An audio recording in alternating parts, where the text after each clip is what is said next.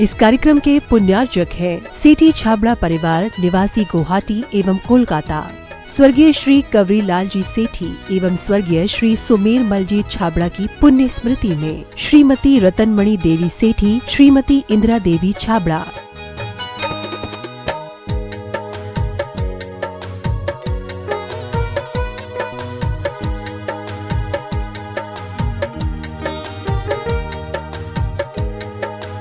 Indira lodges, warehousing और logistic park Guwahati, computer vision works, Vivaran Ghar Guwahati, Navkar www.navkargroup.in, aluminium frame work प्रणाली, column box shuttering खिड़की प्रणाली और वास्तु उत्पादों के निर्माता कोलकाता। माताजी श्रीमती सरोज जैन, श्री नीरज जी जैन, शिखा जैन, श्री दीपक जी, आंचल जैन, आकर्ष जैन, ऋत्वी जैन, यशवी जैन, नेहल जैन और आरना जैन एवं सुख सरोज परिवार, सुख सरोज ज्वेलर्स प्राइवेट लिमिटेड, बगीची नंबर 3/6, गुरुद्वारा वाला साहिब रोड, आश्रम, नई दिल्ली। पिताजी माताजी स्वर्गीय श्री हीरालाल जी एवं स्वर्गीय श्रीमती नर्मदा देवी जी की पुण्य स्मृति में कविता जैन के जन्म दिवस के उपलक्ष्य में काका जी हंसराज जी, पूनम देवी, पुत्र श्री पवन कुमार, मीना देवी, श्री राकेश कुमार, कविता देवी, पौत्र पौत्री रवीना, यश, इच्छति, पार्श्वी, योगविद, समस्त माव ज्योत परिवार, बिरवा वाले, सलूम्बर, उदयपुर, राजस्थान। श्री SP जैन, श्रीमती प्रमिला जी जैन, निवासी पारस कुटीर, C38A, कालका जी, नई दिल्ली। अल्पना, संदीप, पलक एवं नमन, अबू धाबी, यूनाइटेड अरब अमीरात। डॉक्टर वरुण, प्रियंका, सम्यक एवं स्वस्ति, पारस कुटीर, C38A, कालका जी, नई दिल्ली। डॉक्टर नीलम, डॉक्टर विजय, इरा एवं Vivaan, Canberra, Australia. Doctor Nitin Jain, doctor Kalpana Jain, पुत्र श्रुत जैन, पुत्री अमिया जैन, P21, नवीन शाहदरा, दिल्ली 32।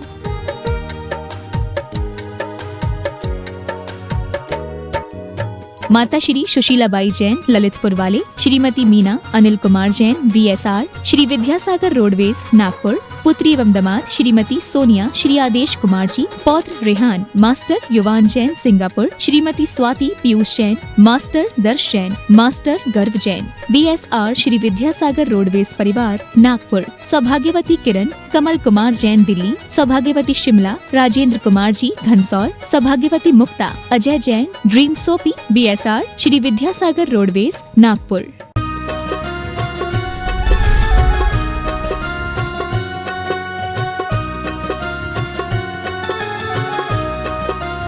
बोलिए आदिम तीर्थंकर आदिनाथ भगवान की जय जय जय। वर्तमान शासननायक भगवान महावीर स्वामी की, श्रीमद संस्कृति संवर्धक आचार्य देव विद्यासागर जी महाराज की, परम पूज्य प्रमाणिक संत महामना मुनिराज प्रमासागर जी महाराज की, परम पूज्य अरय सागर जी महाराज की, तीर्थराज सम्मेद शिखर जी की, अहिंसामयी जैन धर्म की। तीर्थराज सम्मेद शिखर की तलहटी में अवस्थित, गुणायतन परिसर में स्थित परम पूज्य आचार्य भगवान विद्यासागर जी महाराज के परम प्रभावक शिष्य महामना मुनिराज प्रमासागर जी महाराज, जिनकी निष्ठा में हम विराजमान हैं, इस भाव से कि अपनी शंकाओं के समाधान प्राप्त करेंगे। ये वे गुरुदेव हैं जो जगत विख्यात हैं, गुणायतन प्रणेता, संघ का समाज प्रवर्तक, भावना प्रवर्तक एवं संप्रेरक समय के रूप में, जिनकी वाणी को सुनकर के हम आप नहीं अपितु पूरा विश्व अपने जीवन को उन्नत कर पा रहा है। आज हम गुरुदेव से जुड़े, उसके पूर्व में आप सबका एवं उन सबका जो अपने घरों में बैठ करके पारस चैनल, जनवाणी चैनल एवं प्रमाणिक ऐप के माध्यम से अपनी शंकाओं का समाधान प्राप्त करके जीवन को धन्य कर रहे हैं, मैं आप सबका गुणायतन परिवार एवं श्री सेवायतन परिवार की ओर से अभिनंदन करता हूं और आपको लिए चलता हूं गुरुदेव के श्री चरणों में।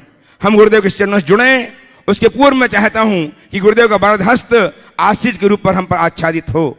अतः मेरे साथ उच्चारें, नमोस्तु महश्री, नमोस्तु महश्री, नमोस्तु महश्री। गुरुदेव का मानस चित्र गुणायतन जो कुछ ही दिनों में लोकार्पित होगा, और इसमें कारण बन रहे आपकी उदारता, आपका उदात्त भाव। बहुत सारे लोगों ने गुणायतन से जुड़ करके अपने जीवन को धन्य किया है। आज भी बहुत सारे लोग गुणायतन से ऑनलाइन उनका विश्वास देखिए, आस्था देखिए, ऑनलाइन जुड़ करके अपने जीवन को धन्य कर रहे हैं। प्रत्यक्ष तो करते ही हैं। आप भी जुड़ें और अपने जीवन को धन्य करें। मैं इनके नाम उच्चार रहा हूं, आपकी करतल ध्वनि उन तक उनके प्रोत्साहन के लिए अवश्य पहुंचनी चाहिए। निर्माण निधि के रूप में श्रीमान महेंद्र कुमार जी जैन, श्रीमती अंगूरी बाई जैन, राकेश कुमार जी, विनीत कुमार जी जैन भोपाल, इन्होंने संबद्ध किया है अपने आप को। बहुत बहुत साधुवाद, आपकी करतल ध्वनि उन तक पहुंचे।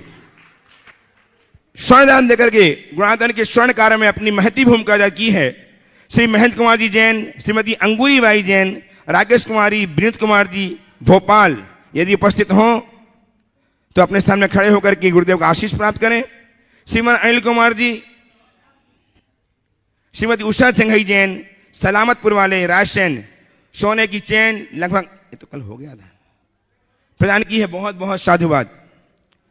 और निर्माण मित्र के रूप में आज यहां उपस्थित होकर के अपने आप को संबद्ध किया है गुरुदेव के परिकल्पना से श्रीमती रेणु जैन, धर्मपति श्री एन के जैन गुड़गांव ने। आए गुरुदेव चरणों की अभिनंदन करें, आशीर्वाद प्राप्त करें और इनका सम्मान करने के लिए सत्सम्मान आमंत्रित कर रहा हूं गुणात्मक श्रोमणी संरक्षक श्रीमान ऋषभ कुमार जी, सुमन जी जैन को ब्याह सम्मान करने के लिए श्रीमान श्रीमती रेणु जैन एवं एन के जैन गुड़गांव का शिक्षा से आए हैं और साथ में उपस्थित हों सम्मान करने के लिए श्रीमान डॉक्टर प्रदुम जी जैन, वास्तुविद दिल्ली, ट्रस्टी गुणायतन, साथ में आ जाए सम्मान करने के लिए। श्रीमान एन के जैन आए हैं, निर्माण मित्र नहीं उपस्थित, नहीं, कोई बात नहीं। निर्माण सारथी के रूप में अपने आप को ऑनलाइन संबद्ध किया है श्रीमान अनिल जी जैन, धुवन वाले, जयपुर से। उनके प्रोत्साहन में, उनके सम्मान में आपकी तालियां उन तक पहुंचनी चाहिए। तालियां बजाकर अभिनंदन कीजिएगा। ऐसे ही शुद्धार के रूप में अपने आप को संबद्ध किया है श्रीमती शशि जैन, धर्मपत्नी श्री वीरेंद्र कुमार जैन, सरमती जैन, चारू जैन, संवेक जैन, गाजियाबाद ने। आपकी करतल ध्वनि उन तक पहुंचे, हम उनका सम्मान करते हैं। और आज गुणादान के शुद्धार के रूप में अपने आप को प्रत्यक्षतः संबद्ध किया है श्रीमान ज्ञानचंद जी जैन, चंदन जैन, फरीदाबाद ने। वे भी आए, गुरुदेव चरण का अभिवंदन करें, आशीर्वाद प्राप्त करें। उपस्थित हैं, आ जाइएगा। इनका सम्मान करने की श्रीमान ऋषभ कुमार जी, सुमन जी, डॉक्टर प्रदुम जी सम्मान करेंगे। आपकी तालियां लगातार बजती रहें। इन्होंने अपने आप को शुद्धार के रूप में संबद्ध करके जीवन को बहुत समृद्ध किया है, समृद्ध किया है, उन्नत किया है। बहुत बहुत साधुवाद। टीना जी बयात्रा, सुपुत्री जयनंद कुमार जी, पाटनी, फरीदाबाद, इन्होंने अपने आप को गुणायतन से संबद्ध किया है शुद्धार के रूप में ऑनलाइन। बहुत बहुत साधुवाद।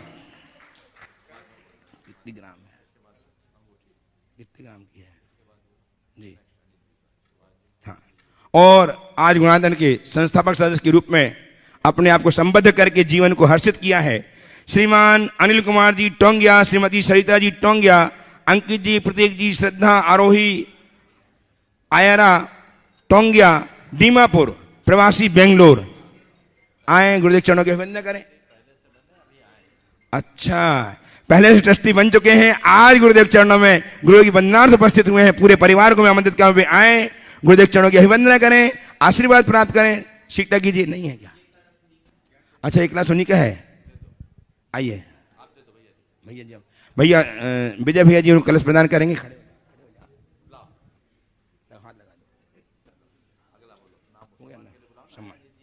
अनिल जी शिक्षा कीजिए। अनिल जी टोंगिया साहब, ठोलिया टोंगिया, अनिल जी टोंगिया साहब, श्रीमती सरिता जी टोंगिया, अंकित जी, प्रतीक जी, श्रद्धा जी, पूरा परिवार आ जाए।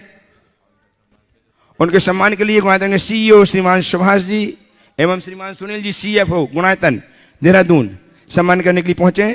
सत्सम्मान आमंत्रित है सुनील जी, सीएफओ गुणायतन, श्रीमान सुभाष जी जैन, सीईओ गुणायतन, सम्मान करने के लिए श्रीमान। आपकी तालियां लगातार बजती रहें। ऐसे व्यक्तित्व जिन्होंने पहले से अपने आप को जोड़ लिया, आज आए हैं दर्शन करने, जुड़े पहले से हैं। बहुत बहुत साधुवाद। एक दिन ऐसा आए जब ईश्वरमय मन करके जीवन को शीर्ष हस्त प्राण होकर कर पाए। चलिए आइए, सम्मान कीजिए। और हमारे बीच में एक ऐसा व्यक्तित्व जो आनंद मुनि भक्त के रूप में जगत विख्यात है, वे हैं श्रीमान ज्ञानचंद जी गोयल। उन्हें आमंत्रित कर रहा हूं, गुरुदेव चरणों की अभिवंदना करें, आशीर्वाद प्राप्त करें। और इनका सम्मान करने के लिए गुणादान के श्रोमणी संरक्षक श्रीमान सुरेंद्र जी जैन, सट्टू, कर्रापुर, आमंत्रित कर आए। और गोयल जी का, ज्ञानचंद जी गोयल जो अनंत मुनि भक्त हैं, जिन्होंने जयपुर में अपनी अहम भूमिका निभाई थी, ऐसे श्रीमान ज्ञानचंद जी गोयल। तालियां अभिनंदन करेंगे, आपकी तालियां इनका अभिनंदन करें। आइए, और अब मैं लिए चलता हूं आपको। आइए सम्मान कीजिएगा श्रीमान सुरेंद्र कुमार जी जैन, सट्टू श्रवण शक्ति गुणायतन। मैं आपको जोड़ूं उसके पूर्व एक सूचना। आज 5 तारीख है, 4 दिन बीच में है, जबकि 10 तारीख को गुणायतन में आयोजित है गुणायतन का नियमित अधिवेशन, जिसमें गुणायतन के सारे ट्रस्टी, श्रोमणी संरक्षक, संरक्षक सब उपस्थित होंगे। 11 तारीख को गुरुदेव का संयोपकरण पिच्छिका का परिवर्तन होगा, जो 1 बजे से प्रारंभ होगा, 5 बजे तक चलेगा।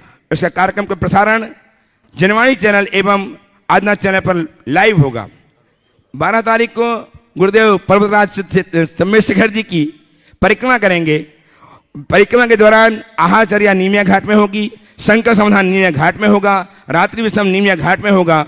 और 13 तारीख गुरुदेव सुबह सुबह वहां से विहार करेंगे और आहारचर्या 13 तारीख की होगी गुणायतन में। इन सूचनाओं के साथ आप अपने मन को तैयार करें, शीघ्र से शिखर जी पहुंचें, गुरुदेव के चरणों का वंदन करें, आशीर्वाद प्राप्त करें और कार्यक्रम सम्मिलित होकर जीवन धन्य करें। प्रथम प्रश्न के लिए आमंत्रित कर रहा हूं संगीता जी जैन, दिल्ली शकरपुर, संजय जी के साथ प्रश्न प्रस्तुत करें। श्रीमती संगीता जी जैन दिल्ली से, और तैयार रहेंगे श्रीमान संजय जी जैन रायपुर। तैयार रहेंगे संजय जी। नमोस्तु महाराज जी, नमोस्तु महाराज जी। महर्षि, आपने जो दुनिया को संदेश दिया भावना योग का, उसके आश्चर्य तो सबने देखे हैं, लेकिन एक आश्चर्य जो चमत्कार के रूप में हमारे ही घर में हुआ, मेरी भाभी की मम्मी जो कूल्हे की हड्डी टूट गई थी, तो वो बिस्तर पे थी। डॉक्टरों ने कहा कि इनका इलाज नहीं हो सकता, ये खड़ी नहीं हो सकती, अगर ये कभी ठीक हुई तो कोई चमत्कार ही हो सकता है। लेकिन महर्षि, वो चमत्कार हुआ भावना योग की वजह से। मेरी मम्मी ने उनको भावना योग करने के लिए कहा और उन्होंने 2 महीने भावना योग किया। अब महाराज जी वो बिस्तर से उठ जाती हैं, वॉकर लेके अपने सारे काम कर लेती हैं। भावना योग आपने दुनिया को दिया, आपने जो ये उपकार हम सब पे किया, उस वो निर्वचनीय है महाराज श्री। एक प्रश्न करना चाहती हूँ महाराज श्री। महाराज श्री, जैसे क्या मुनिराज या कोई श्रावक अगर सामायिक में बैठते हैं, ध्यान में बैठते हैं, तो अकृत्रिम चैतालियों के दर्शन कर सकते हैं? बिल्कुल कर सकते हैं, करना चाहिए। हो जाते हैं उनको बहुत दर्शन? अच्छा। हाँ, भावना से तो हम कर ही सकते हैं। यदि आपने अकृत्रिम चैतालय की छवि अपने मानस में अंकित कर रखी है, तो आप उसका एक अपूर्व आनंद ले सकते हैं। मैं तो अक्सर समूह शरण और अकृत्रिम जिनालयों में ही भ्रमण करता हूँ। एक अलग प्रकार की आनंद की अनुभूति होती, और इसके लिए आपको थोड़ा शास्त्रीय ज्ञान भी आवश्यक है।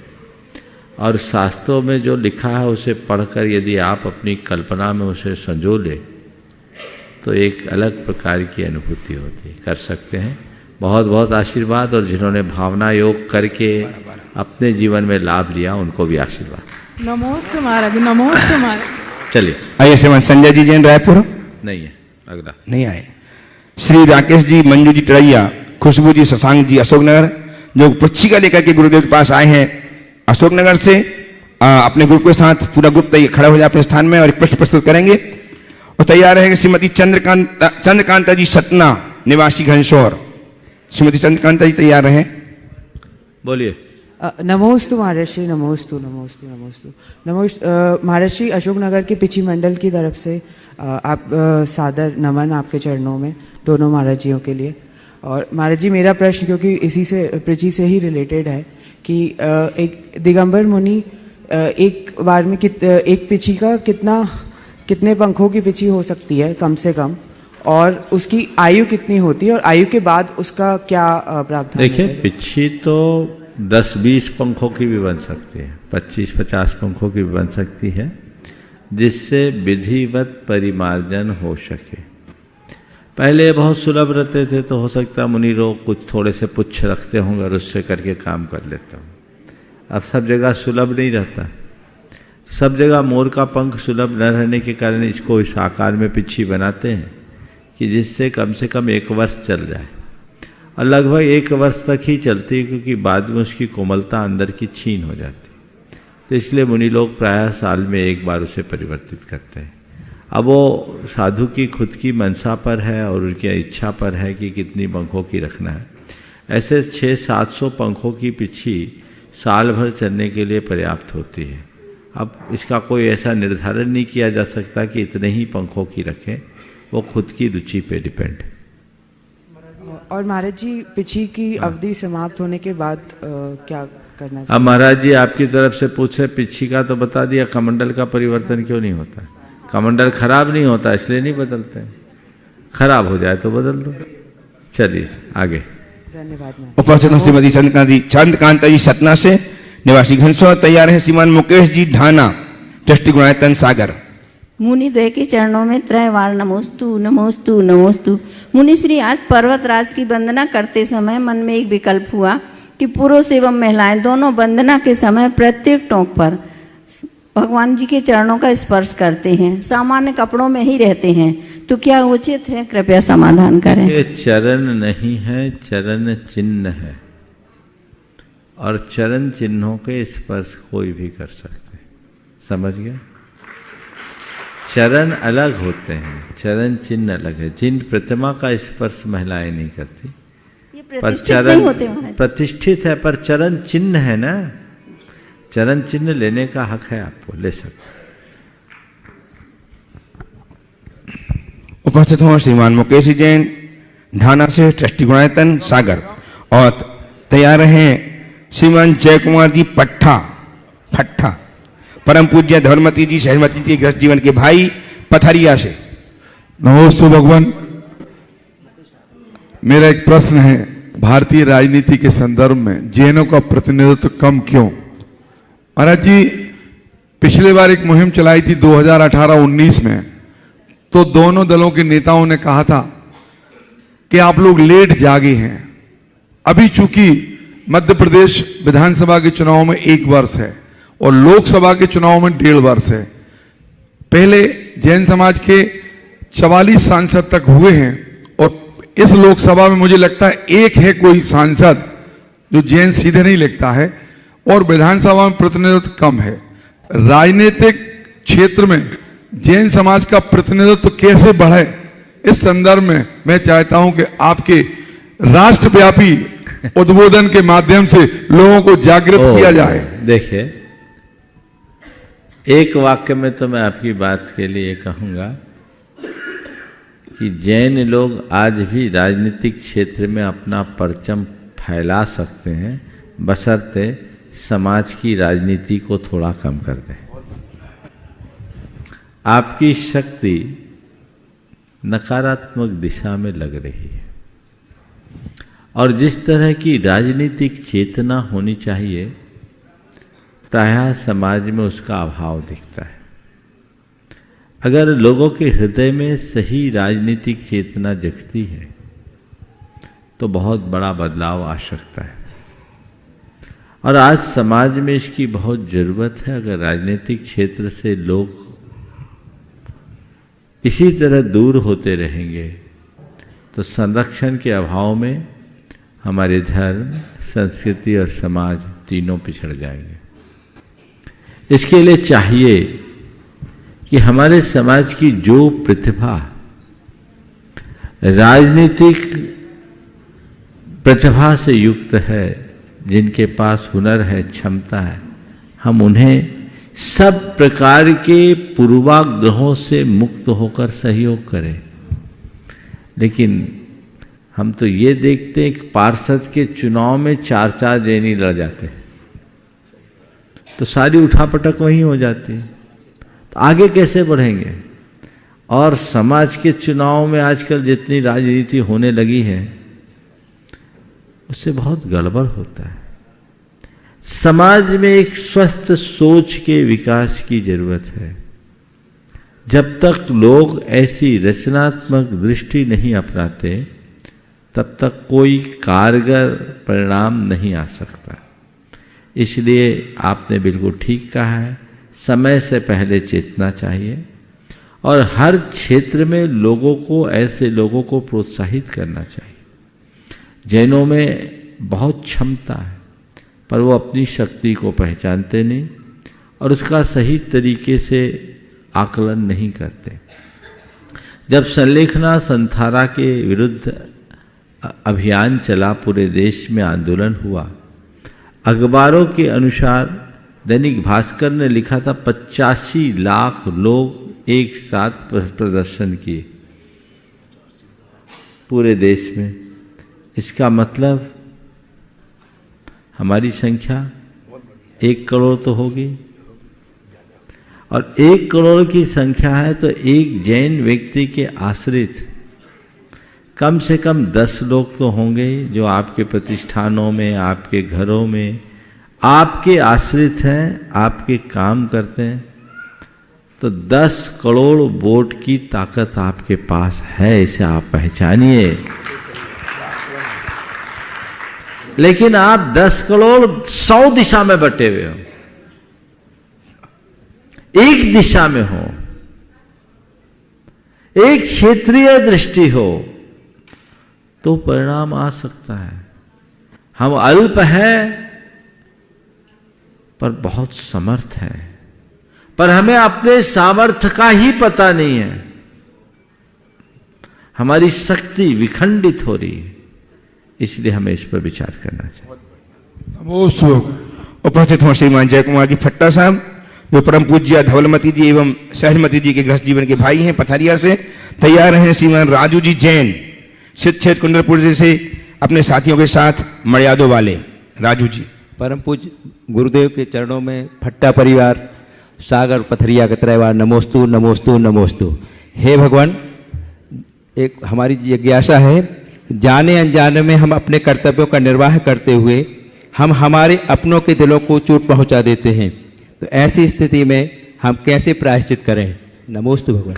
देखिए, अगर हमसे किसी के दिलों को आघात पहुंचता है, चोट पहुंचता है, तो सबसे पहला प्रायश्चित तो उसका ये है कि जैसे ही हमें इसका एहसास हो, हम अपनी निंदा ग्रहण करें कि हमने गलत किया, मुझे नहीं करना चाहिए। और फिर दूसरा उसका सही प्रायश्चित ये कि अपने सारे ईगो को गौन करें, और सामने वाला यदि प्रत्यक्ष है तो उससे क्षमा मांगे, नहीं है तो फ़ोन करके उससे कहें मुझे माफ़ करें, हम जो नहीं चाहते थे वो हो गया, आपके दिल को दुखा, आपका दिल दुखा, इसके लिए मैं हृदय से क्षमा चाहते हैं। हमारे अंदर बहुत ग्लानि है और आगे मैं इसकी पुनरावृत्ति नहीं करूँगा, हम ऐसा ध्यान रखेंगे। आप हमारी सब बात को भूल कर हमें क्षमा करें, रास्ता ठीक होगा। उपस्थित हों सिद्धक्षेत्र कुंडलपुर से अपने साथियों के साथ श्रीमान राजीव जी जैन मर्यादों वाले, और तैयार हैं श्रीमान अनिल कुमार जी टोंगिया साहब ट्रस्टी गुआयतन डीमापुर प्रवासी बेंगलोर। नहीं है सवाल नहीं। जयकारा कुंडलपुर के बड़े बाबा की, मुनिश्री 108 प्रमाण सागर जी महाराज की, मुनिश्री 108 अरह सागर जी महाराज की। हे गुरुदेव, मैं मड़ियादो जैन समाज से आया हुआ हूँ और मेरा एक प्रश्न है कि हमारे जैन समाज के लोग सिद्ध चक्र महामंडल विधान के बारे में सोचते हैं, चर्चा करते हैं, मीटिंग भी करते हैं, लेकिन इस विषय को अंजाम तक नहीं पहुंचा पाते कि हमें सिद्ध चक्र विधान कब करना है। यह प्रश्न बहुत समय से बना हुआ है दिमाग में कि हमारे मड़ियादो में लोग सिद्ध चक्र विधान क्यों नहीं कर पा रहे हैं। मड़ देवड़ा से आए मड़ियादो, मड़ियादो तहसील हटा, जिला मध्य प्रदेश, मड़िया ढो कुंडलपुर के पास है। ऐसे कौन से कर्मों का उदय है? देखो, कोई कर्म का उदय नहीं है। आज सब तुम्हारे गांव के ही लोग हैं ना, ये सब परिवार के लोग हैं। तो आज संकल्प ले लो कि यहाँ से जाके हमें सिद्ध चक्र विधान करना ही है, और जब तक सिद्ध चक्र विधान नहीं होगा एक एक चीज का त्याग कर दो। अपने आप तुम्हारा संकल्प सिद्ध होगा और निमित्त आ जाएगा। आशीर्वाद। चलो नमस्ते। श्रीमान अनिल कुमार जी जैन टोंगिया साहब। एक महाराज श्री नमोस्तु। मैं ये क्वेश्चन करना चाहती हूँ महाराज श्री कि मैं बहुत पूजा करती हूँ, पाठ करती हूँ, पर मेरे लिए क्रोध क्यों आता है? ऐसा इसका उपाय बताइए कि मुझे क्रोध ना आए। क्रोध से बचना, थोड़े दिन भावना योग करो। चलो नमोस्तु महाराज। श्रीमान अनिल कुमार जी टोंगिया साहब डीमापुर प्रवासी बेंगलोर ट्रस्टी गुणायतन, और तैयार हैं श्रीमती रानू जी शट्टू जी जैन कर्रापुर श्रोमणी संरक्षक गुणायतन कर्रापुर। नमोस्तु भगवान। हाँ। मेरा प्रश्न शायद पहले भी पूछा जा चुका होगा दूसरों द्वारा, फिर भी वापस इच्छा हो रही है आपसे समझने के लिए। भगवान, देख रहा हूँ आजकल युवा लोगों में जो प्रेम होना चाहिए। नई नई जिनकी शादी होती है, पिछले 5-10 साल में शादी हुई है, युवाओं में आपस में विश्वास वो प्रेम की कमी नजर आ रही है। एकदम सफा सफा नजर आ रहा है। परिवार बिखर रहे हैं। हर परिवार में, किसी परिवार में चले जाइए, कहीं भी कुछ न कुछ गड़बड़ नजर आती है। कुछ ऐसा बताइए युवा लोगों को कि उनका परिवार दोनों का सुख शांति से चले, एक दूसरे के ऊपर वो हमेशा विश्वास करें। उनका कृपया मार्गदर्शन करें। देखिए, आपने बिल्कुल सही बात कही है।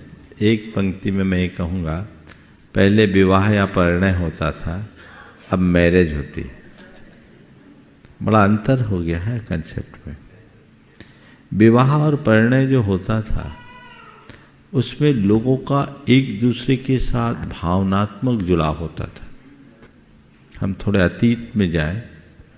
जी बाबू, आपके विषय में तो मैं पक्की तौर पर नहीं कह सकता, लेकिन आपसे एक पीढ़ी ऊपर वाले लोगों में ज़्यादातर ऐसे लोग हैं जिन्होंने एक दूसरे को देखा भी नहीं और विवाह हो गया।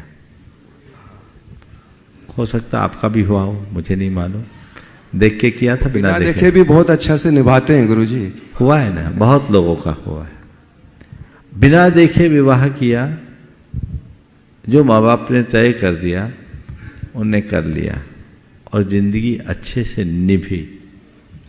अब क्या होता है, ये सब चीजें गौन हो गई। अब जब तक विवाह का वक्त आता है तब तक दोनों पूर्णतः परिपक्व हो चुके होते हैं। 25 वर्ष के पहले तो लोग सोचते ही नहीं है। उससे व्यक्ति का तार्किक मन बहुत ज्यादा सक्रिय हो जाता है। जब बौद्धिक विकास इस स्तर पर हो जाता है तो व्यक्ति चीजों को जल्दी से स्वीकार नहीं कर पाता। हर बातों में अहंकार अड़े आता, ईगो क्लैश होता है, तो एडजस्टमेंट टफ हो जाता है। जबकि दाम्पत्य जीवन एक दूसरे के प्रति समर्पण और विश्वास पर चलता है, पर आजकल वो चीजें खत्म हो गई। और एक और जो बहुत कड़वा सत्य है, पहले लोग विवाह करके प्रेम करते थे, अब विवाह बाद में होता है। विवाह के पहले लोगों का कईयों से प्रेम हो चुका होता है। मेरी बात समझ रहे हैं आप? जी गुरु, जी गुरु जी। उनके विद्यार्थी जीवन में ही एक दूसरे का कईयों से संबंध और प्रगाढ़ संबंध बन जाते हैं। लोग एक दूसरे के बहुत भावनात्मक रूप से अटैच हो जाते हैं, तो जो प्रेम की रसानुभूति है वो खो जाती है। फिर जिस व्यक्ति को उन्होंने नए जीवन साथी के रूप में चुना है, उसके साथ मिलने घुलने में थोड़ा वक्त लगता है, और उसमें थोड़ी सी नासमझी हो जाए किसी की तरफ से तो संबंध टूट जाते हैं। इसलिए मैं अक्सर कहता हूं, वैवाहिक संबंध में ज्यादा विलंब नहीं करना चाहिए। कन्या से विवाह करना चाहिए, युवती से नहीं। तो वो चीजें आजकल तो 24 साल के पहले सोचते ही नहीं है। अब वो चीजें बदल गई है तो परिणाम सामने है। अंदर से मन कैसे किसी बात को स्वीकारेगा? अब आप कहोगे महाराज फिर पढ़ाई लिखाई कैसे होगी, उच्च शिक्षा कैसे होगी? तो मैं कहता हूं कि विवाह के बाद उच्च शिक्षा नहीं हो सकती, ये भी तो व्यवस्था की जा सकती है। क्योंकि इस दौर में एक उम्र का असर होता है मनुष्य के मन पर, जो हार्मोनल चेंज आते हैं वो कहीं ना कहीं व्यक्ति को एक दूसरे से जोड़ता है। आज के युवा या युवती जो पढ़ाई लिखाई करते हैं कोई साधु तो है नहीं कि वे अपने भावनाओं को पूरी तरह संयत कर सके। जब अंदर भावनाएं उत्पन्न होती है जो एक उम्र सुलभ परिणति है, तो उसका व्यवहारिक रूप भी दिखता है। तो वो चीजें फिर आगे बढ़कर के बड़ी विकराल रूप ले लेती है। जी गुरु। आजकल दोस्ती बहुत आम हो गई, और दोस्ती अब दोस्ती नहीं रही, गर्लफ्रेंड और बॉयफ्रेंड हो गया।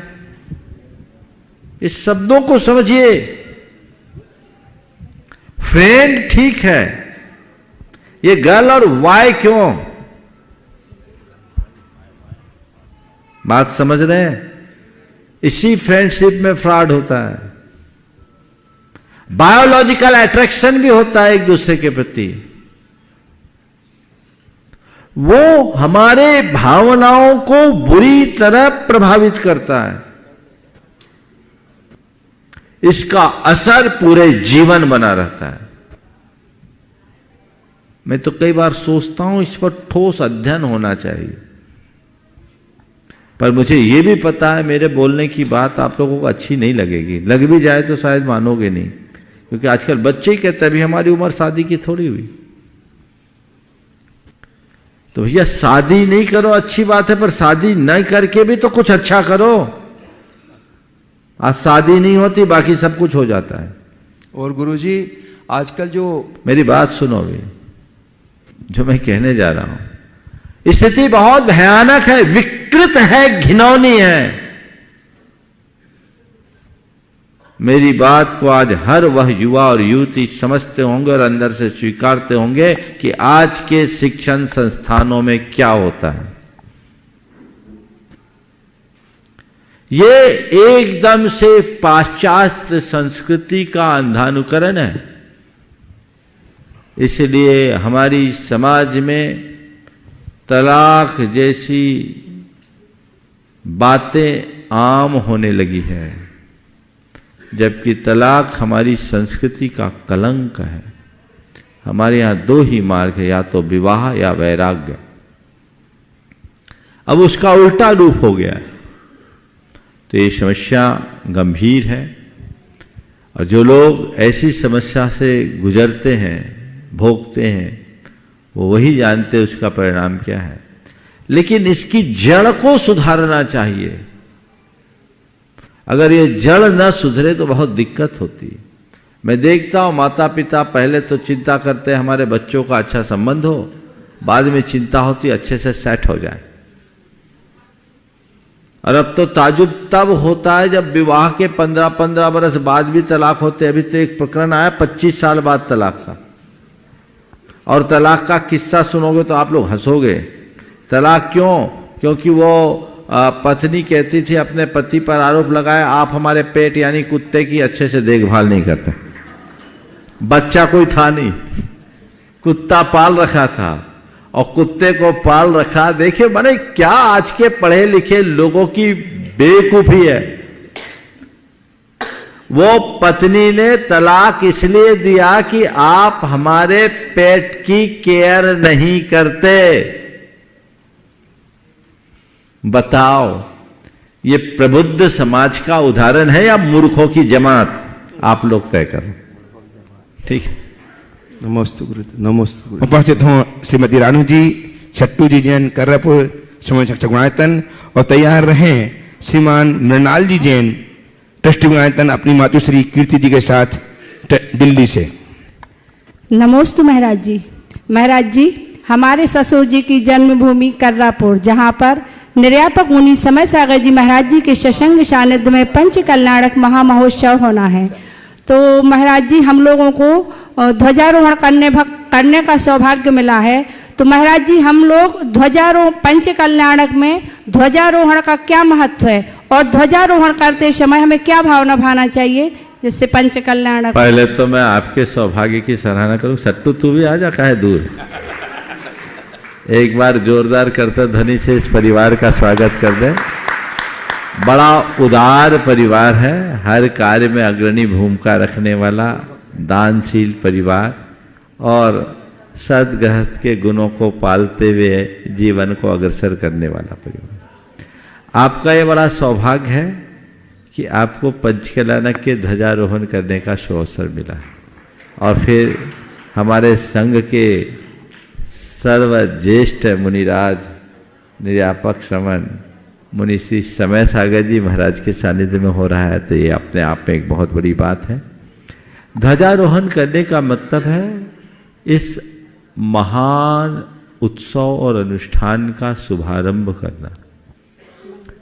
अगर आप किसी अच्छे कार्य की शुरुआत करते हैं तो उस अनुष्ठान में उपार्जित सारे पुण्य का श्रेय उसको मिलता है जिसने उसका शुभारंभ किया।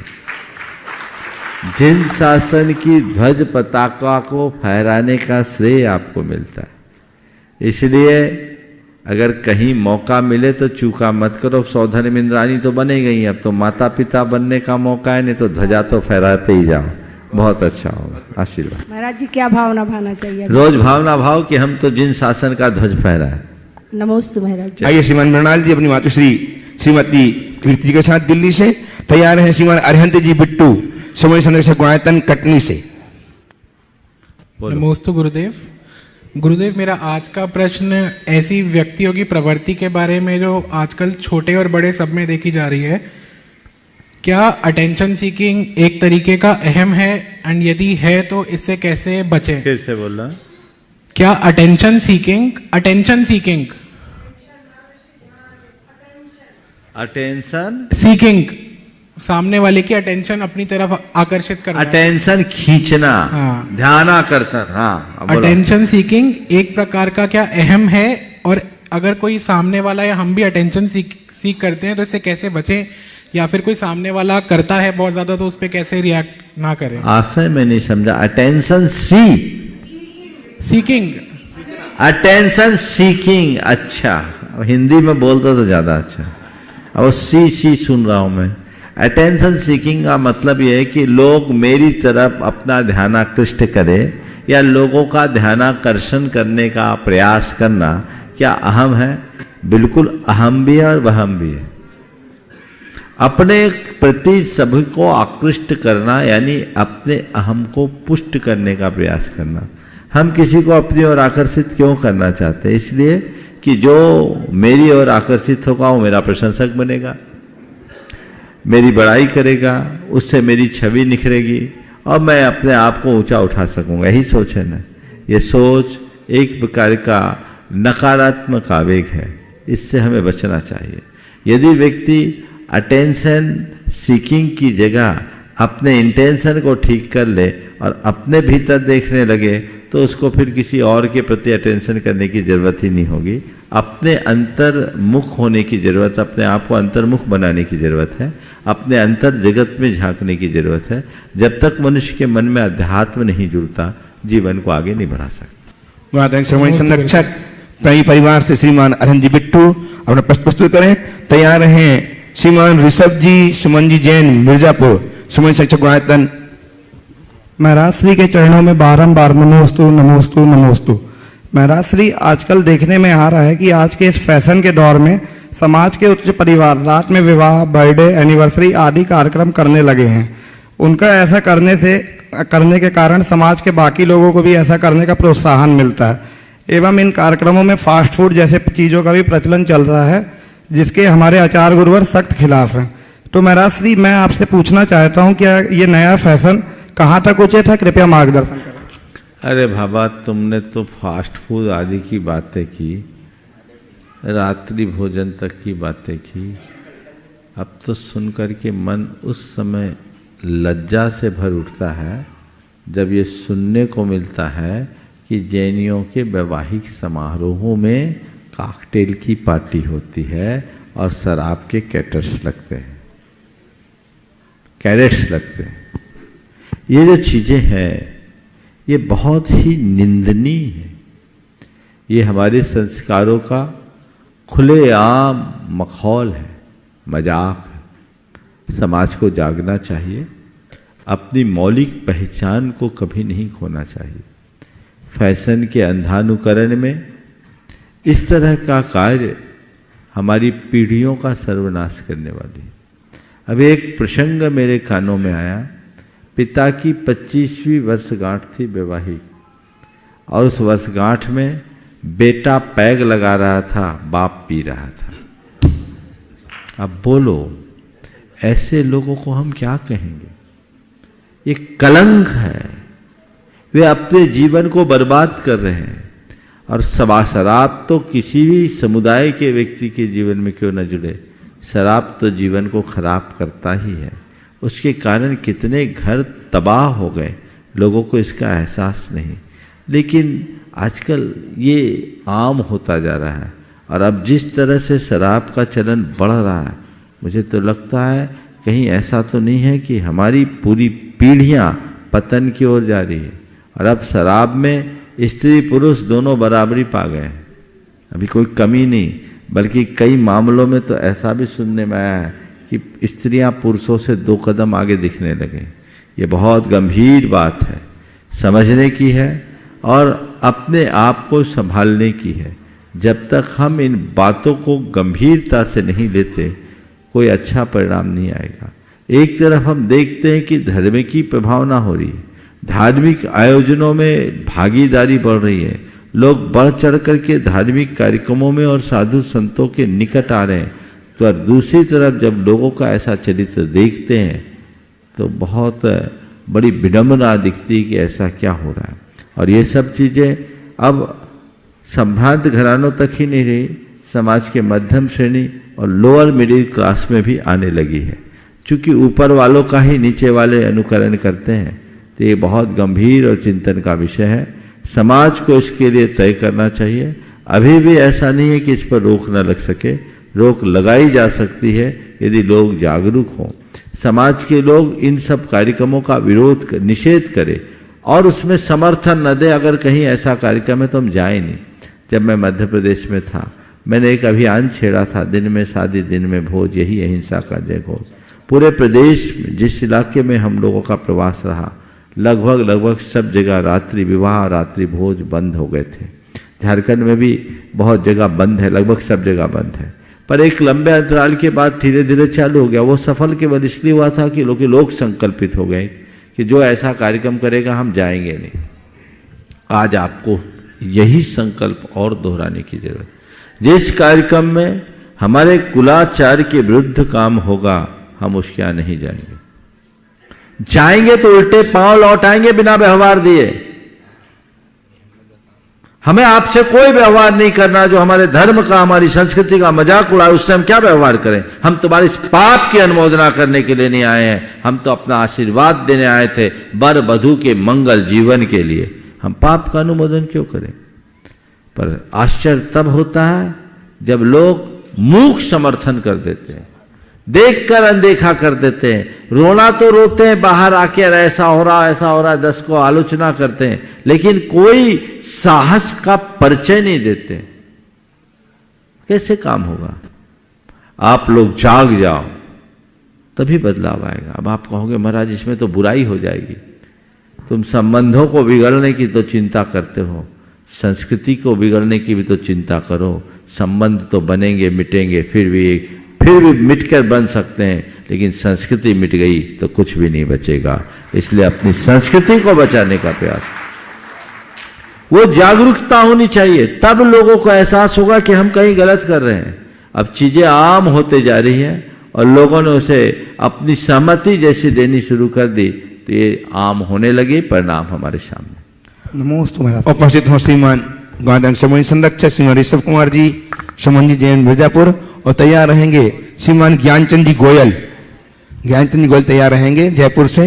गुरुदेव के पावन चरणों में मेरा और मेरे परिवार का बारंबार नमोस्तु नमोस्तु नमोस्तु। गुरु जी, यद्यपि ये प्रश्न हमने कल भी किया था रिश्तों के बारे में, आज वर्तमान समय में घर परिवार कुटुंब और साथ ही साथ गुरुदेव जो सबसे बड़ा आजकल एक संस्कृति सी निकल गई है कि पहली नज़र, पहला लोगों से मिलना और पहली ही बार में लोग किसी से रिश्ता बना लेते हैं बिना सोचे समझे, और बाद में इसका परिणाम बड़ा भयावह होता है। रिश्तों से गुरुदेव हमें एक पहचान मिलती है, हमारी शक्ति है, हमारा हमें एक गौरव मिलता है। तो इन सब चीज़ों को ध्यान में रखते हुए क्यों न हम रिश्तों को बनाएं। तो गुरुदेव आपसे निवेदन है कि आप कृपया अपने वचनों द्वारा हम लोगों का मार्ग प्रशस्त करें कि रिश्तों का बहुत अच्छा सवाल है। कल से आपका ये प्रश्न लंबित है। बहुत अच्छा सवाल आपने उठाया। रिश्तों के संबंध में मैं दो बातें कहूँगा। रिश्ते दो तरह के होते हैं, एक रक्त संबंध से उत्पन्न रिश्ते और दूसरा संपर्क से बने रिश्ते। रक्त संबंध के कोई भी रिश्ते क्यों न हो, हमें निभाना चाहिए, क्योंकि ये रिश्ता हमने नहीं बनाया, कुदरत ने बनाया है, प्रकृति ने बनाया है, संयोग ने हमें दिया। अगर माँ बाप हमें मिले हैं तो हमारा कोई एप्लीकेशन तो नहीं दिया गया था ना कि भगवान हमें ये माँ बाप मिले, हमारी पसंद से माता पिता मिले क्या। और माँ बाप के माध्यम से हमारे पारिवारिक जितने भी संबंध बने रक्त संबंध है, यहाँ कोई पसंदगी नहीं चलती, ये रक्त संबंध है। तो इस रिश्ते को निभाना चाहिए और इसे निभाने के लिए हमें चाहिए कि व्यक्ति की दोषों और दुर्बलताओं को नज़रअंदाज करे, उसके सद्गुणों और अच्छाइयों को देखने की कोशिश करे, उसे उभारे, उनके प्रति उदार बने और अपने हृदय में थोड़ी सहिष्णुता को विकसित कर ले, तो हम रक्त संबंध से उत्पन्न रिश्ते को अच्छे से निभा सकते हैं। कोई कितना भी बुरा क्यों न हो, जिससे हमारा रक्त संबंध है वो तोड़ने योग्य नहीं है। रिश्ता नहीं तोड़ा जा सकता। हाँ, कभी कोई ऐसी बात आ जाए कि जिनसे हमारा स्वभाव बिल्कुल नहीं मिलता, विचारधारा नहीं मिलती और दोनों को बहुत प्रकार की क्षति की संभावना है, तो एक सुरक्षित दूरी रख लेना अलग बात है, पर मन में द्वेष लाना कतई अच्छी बात नहीं। तो ये रक्त संबंध से उत्पन्न रिश्ते की बात हुई। दूसरा रिश्ता है जो आप बनाते हैं। ये रिश्ते बन के आते हैं और दूसरे रिश्ते आप बनाते हैं।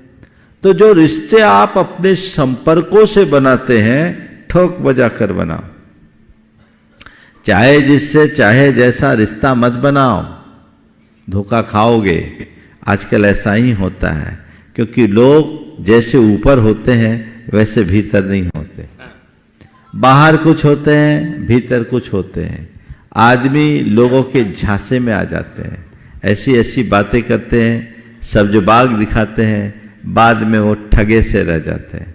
तो आप सोच समझकर व्यक्ति से अपना नाता जोड़िए, रिश्ता जोड़िए, और रिश्ता जोड़ने के बाद उसे निभाने की कोशिश कीजिए। आपके रिश्ते में स्वार्थ न होकर आत्मीयता और स्नेह होना चाहिए। अगर मेरे रिश्ते में, चाहे वो रक्त संबंध से संबद्ध हो अथवा कोई और, यदि मेरे रिश्ते में स्वार्थ होगा, रिश्ता आगे नहीं बढ़ेगा, और स्नेह और आत्मीयता होगी, रिश्ता कभी नहीं टूटेगा। तो स्नेह सौजन्य चाहिए, सौहार्द चाहिए, स्वार्थ नहीं। तो अपने हृदय में ये बढ़ाना चाहिए। व्यक्ति को जांच परख कर, समझकर फिर किसी पर भरोसा करना चाहिए। उसकी प्रवृत्तियों को और उसके व्यवहार को निरंतर निकटता से निरखना चाहिए। देखना चाहिए कि उसकी सोचने का स्तर कैसा है। एक बार की मुलाकात में कुछ नहीं होता। निकटता से देखकर जो व्यक्ति जितना अनुभवी होता है, वो व्यक्ति को उतनी ही शीघ्रता से पहचानता है, परख पाता है। अनुभव शून्य लोग प्राय धोखा खा जाते हैं।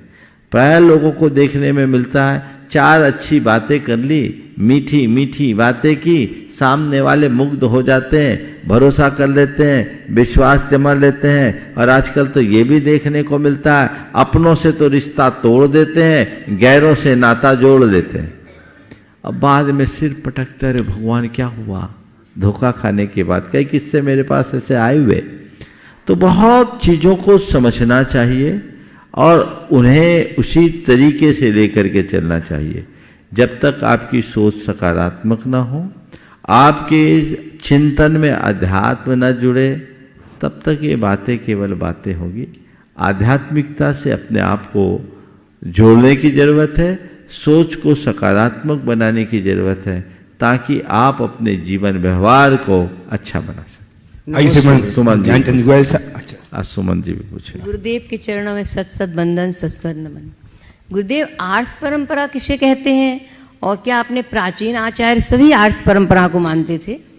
देखिए, आर्ष शब्द बना है ऋषि से। ऋषियों की जो परंपरा वो आर्ष प्राचीन आगम को कहा जाता है। जो हमारे मूल संघ की परंपरा है वो आर्ष परंपरा है। तो आर्ष परंपरा का अर्थ तो वही है जो हमारे तीर्थंकरों की वाणी को लेकर के चलते हैं, वो मूल परंपरा ही आर्ष परंपरा है। लेकिन जो प्राचीन है वो आर्ष हो, ऐसा कहना ठीक नहीं है। मूल संघ से बहिर्भूत अनेक ऐसे संघ थे जिन्हें जैन धर्म में जैनाभास कहा गया, वो आर्ष नहीं अनार्ष कहलाएगा। नमस्ते गुरुदेव, नमस्ते। आई श्रीमान ज्ञानचंद जी गोयल साहब जयपुर से, और तैयार हैं आदरणीय श्रद्धेय भैया विजय कुमार जी लखनऊ। परम पूजनीय गुरुदेव के चरणों में सत सत नमन, सत सत नमन। परम पूजनीय मुनि श्री अरह सागर जी महाराज के चरणों में नमन। गुरुदेव, मैं ग्राम बघेरा से हूँ, जहाँ अतिशय क्षेत्र है। बाल्यकाल से ही मैं जैन धर्म का पूर्ण रूप से मेरे को शिक्षा दीक्षा दी गई मेरे दादाजी के द्वारा। उस समय आचार्य श्री हमारे गांव पधारे थे और मेरे को मेरे दादाजी से कहा था कि इस बच्चे को मेरे को दे दो, तो दादाजी ने दिया नहीं। वो शिक्षा देना चाहते थे मेरे को। बाद में जल के मैं बैंक में आ गया और आरएसएस से जुड़ गया। पिछले 36 वर्ष से मैं आरएसएस में पूर्ण रूप से कार्य कर रहा हूं। बैंक के अलावा मैंने जितना भी समय मिला बैंक में आरएसएस को दिया और एक सक्रिय तृतीय वर्ष शिक्षित कार्य करता हूं। अभी 2018 में बैंक से सेवानिवृत्ति लेके अब मैं पिछले 5 वर्ष से पूर्ण रूप से संघ के संगठन का कार्य करता हूं और मैं मोक्ष मार्ग पे भी चलता हूं। मतलब कोशिश करता हूं, मैं पूजन ध्यान भी करता हूं, आपके प्रवचन भी सुनता हूं, आपकी शंका समाधान भी सुनता हूं। मन में प्रश्न है कि क्या यह मोक्ष मार्ग है, क्योंकि संघ का ध्येय है परम वैभवन्य तुम्हें तत्सु राष्ट्रम। इस राष्ट्र को परम वैभव पर ले जाएंगे, उसी के लिए संघ काम करता है। देखिए, बहुत अच्छी बात है। अच्छा है कि आपने अपने आप को सेवा की ओर समर्पित कर दिया। शायद संयोग नहीं था, नहीं तो आज हो सकता मुझसे भी आगे आप बैठते, पर परिणति किसकी कब क्या हो कौन जानता है। जहाँ तक संघ की सेवा और मोक्ष मार्ग का सवाल है, संघ की सेवा राष्ट्र के लिए समर्पित है और मोक्ष मार्ग आत्मा के लिए समर्पित है। हमारा परम लक्ष्य आत्मा की तरफ होना चाहिए। हमारे यहाँ अनेक राजा महाराजा हुए जिन्होंने अपने जीवन काल सुशासन देकर राष्ट्र की सेवा की और अंत में अपनी आत्मा के कल्याण के लिए मोक्ष मार्ग में लगे। आपका जीवन का उत्थान सेवा से नहीं साधना से होगा। तो साधना के लिए हमें बाह्य संपर्कों से मुक्त होकर स्वयं के साथ केंद्रीकरण करना हो।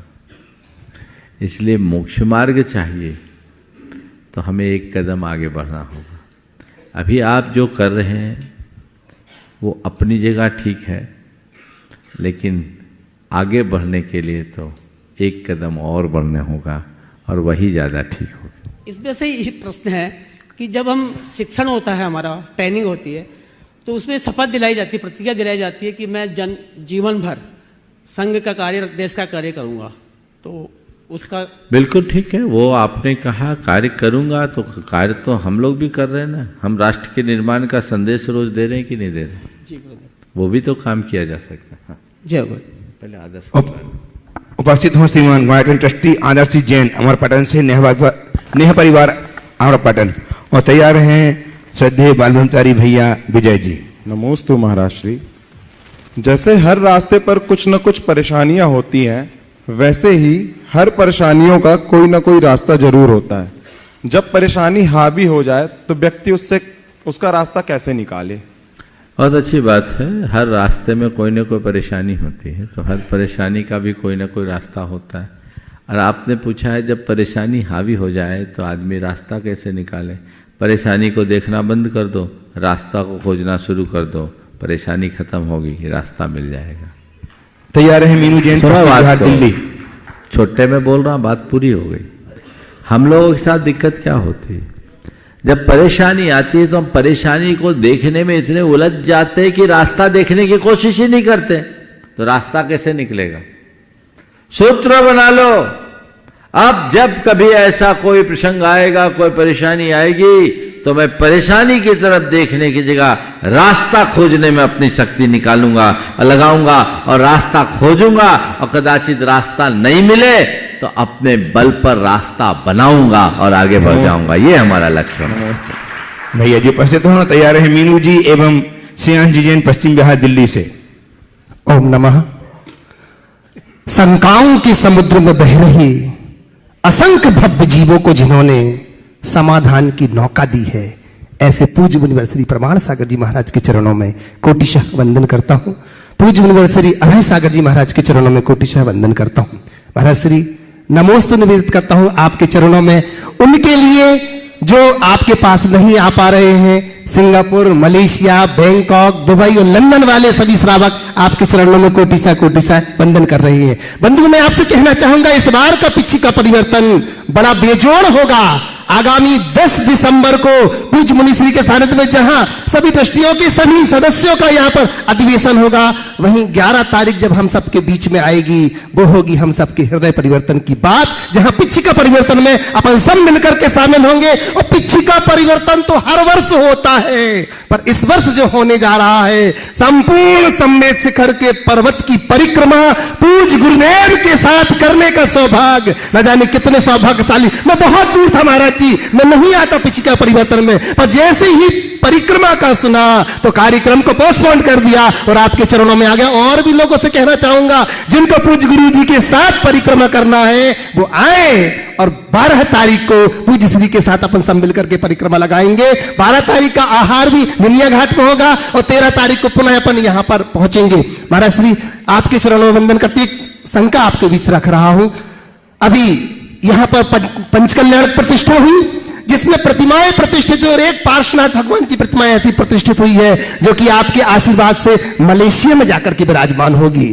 कहते हैं कि श्री जी का विहार रात्रि में नहीं कराना चाहिए, दिन में ही करें, पर महाराज श्री कई बार ऐसा देखने में पढ़ने में आता है कि पूर्व में जब समुद्री यात्रा होती थी, लोग महीनों की यात्रा में श्री जी को साथ में लेकर के जाते थे, तो रात भी बीच में होती थी। अगर ऐसा हो कि दिन में यात्रा करें और जहां पहुंचना है वहां दिन में ले, तो क्या ऐसा कर सकते हैं? नमोस्तु स्वामी, नमोस्तु स्वामी। देखिए, यथासंभव प्रयास करना चाहिए।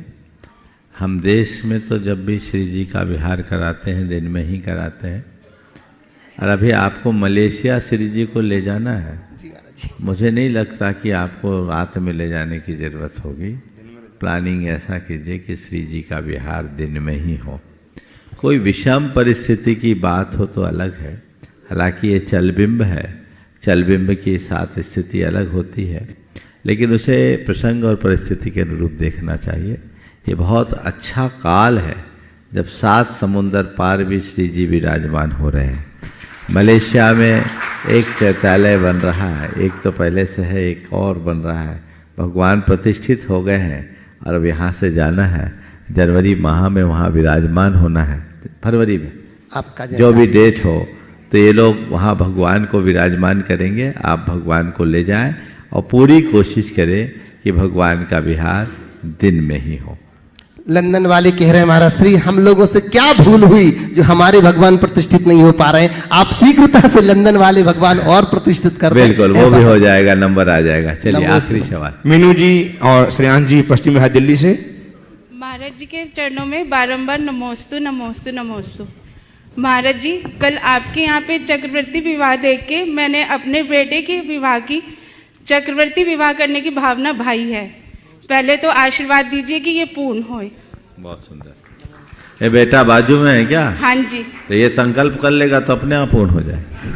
चलो बोलिए और सवाल कीजिए। महाराज जी, मेरा प्रश्न ये है कि कल आपने प्रकृति के विषय में आपने बताया था प्रकृति सुरक्षित करने के लिए। हाँ हाँ। तो मैं आपसे ये पूछना चाहती हूँ, प्रकृति के बचाव के लिए और लकड़ियों की जो आजकल कमी हो रही है उसके लिए जो हमारे घर में मृत्यु होती है, क्या हम उनका संस्कार CNG में कर सकते हैं?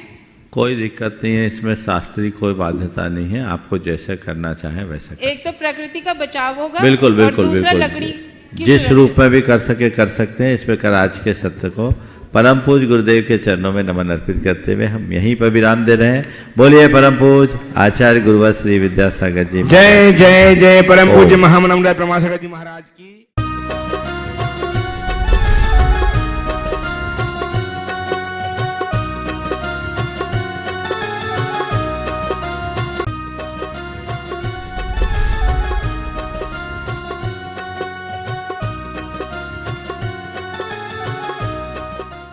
इस कार्यक्रम के पुण्यार्चक थे सेठी छाबड़ा परिवार निवासी गुवाहाटी एवं कोलकाता, स्वर्गीय श्री कवरी लाल जी सेठी एवं स्वर्गीय श्री सुमेर मलजी छाबड़ा की पुण्य स्मृति में श्रीमती रतनमणि देवी सेठी, श्रीमती इंदिरा देवी छाबड़ा।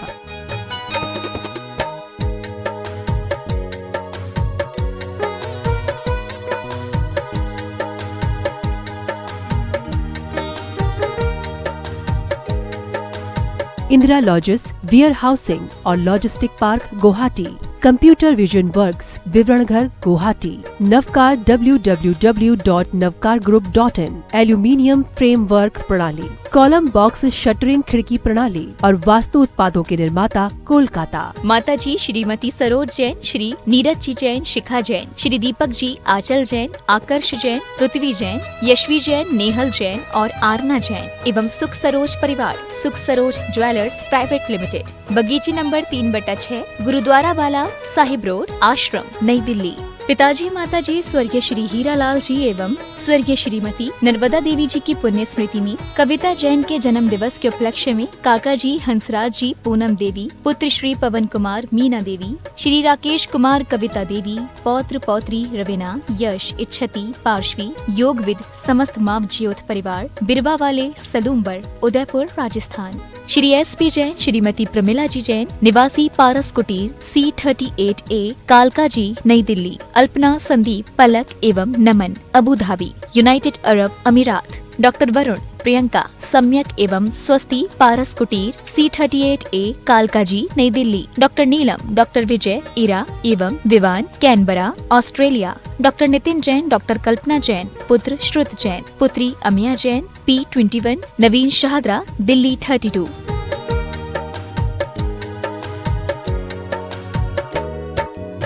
माता श्री सुशीलाबाई जैन, ललितपुर वाले, श्रीमती मीना, अनिल कुमार जैन, VSR, श्री विद्यासागर रोडवेज, नागपुर। पुत्री एवं दामाद श्रीमती सोनिया, श्री आदेश कुमार जी, पौत्र रेहान, मास्टर युवान जैन, सिंगापुर। श्रीमती स्वाति पीयूष जैन, मास्टर दर्श जैन, मास्टर गर्व जैन, BSR, श्री विद्यासागर रोडवेज परिवार, नागपुर। सौभाग्यवती किरण, कमल कुमार जैन, दिल्ली। सौभाग्यवती शिमला, राजेंद्र कुमार जी, घनसौर। सौभाग्यवती Mukta, Ajay Jain, dream soapy, BSR, Shri Vidyasagar roadways,